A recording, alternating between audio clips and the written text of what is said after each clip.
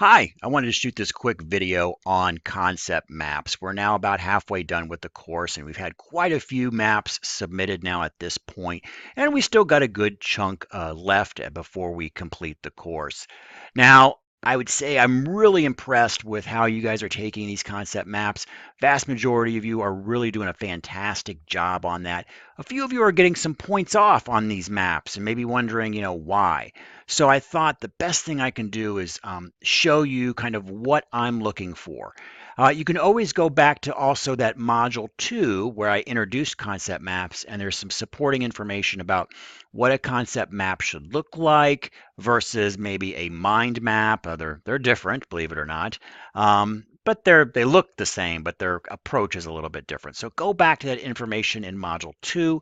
That will help. But I also thought a quick walkthrough of a really excellent concept map that has been submitted for this course would also help. So there's nothing like a picture is worth 1,000 words. So let's take a look at really some of the things I'm looking for in a concept map. So this was submitted by a student. We'll leave it anonymous.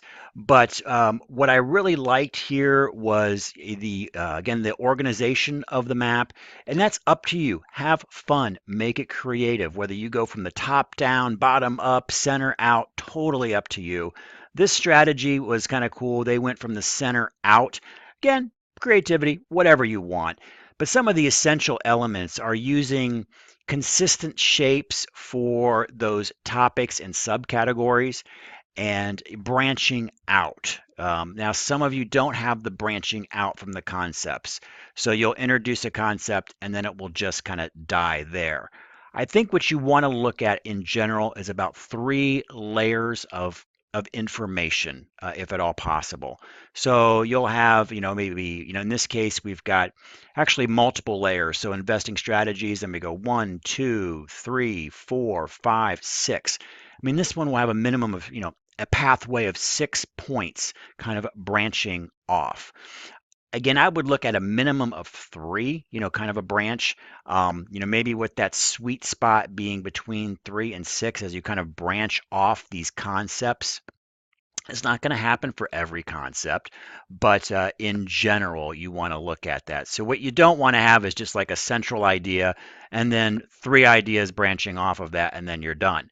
You really want to, explain even further. So let's say if you had I'll just pick for example, if you had, one branch, maybe you're talking about retirement vehicles, and one would be IRA, and then you could talk maybe about Roth IRA versus traditional IRA, and then you would kind of have a little sub information, what's the differences in the two contribution amounts, which would be similar. You could maybe have a connecting arrow if it was similar, the same 5,500. Again, I'm just making this up. This is really for you to be able to help you digest the information.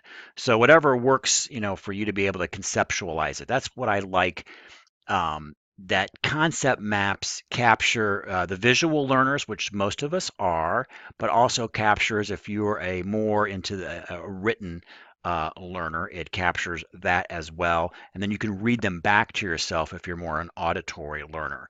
So that's where I guess the hope is at the power of these concept maps. So if your concept map is looking something like this, and some of you have submitted, I just picked a really strong one here. There have been some amazing ones as well with levels of detail that will just knock your socks off in some of these things. So again, uh, I salute you to those people who have done concepts maps like this, or even in greater detail on some other subjects.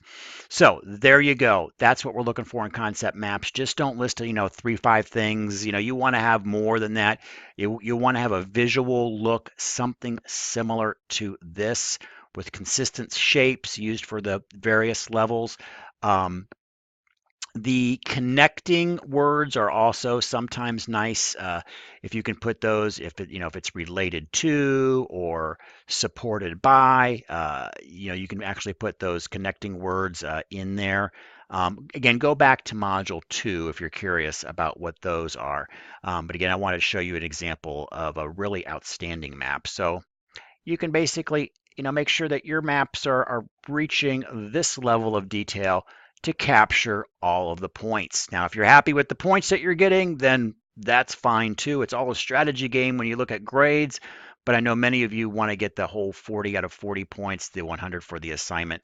So this is pretty much what a 100 would look like, 100%. All right, thanks. Hope this helps.